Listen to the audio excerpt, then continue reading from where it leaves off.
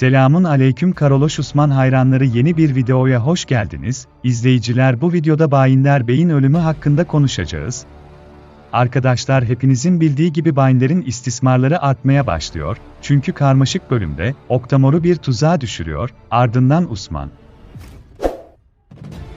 Karasi Bey'in damadının ölümünü araştıracak ve tabii ki Binler'e ulaşabilecektir ve ilerleyen bölümlerde Binler'in sonunu göreceğiz arkadaşlar. Bu videomuzda gelecek videomuzdan bu kadar. O zamana kadar Allah'a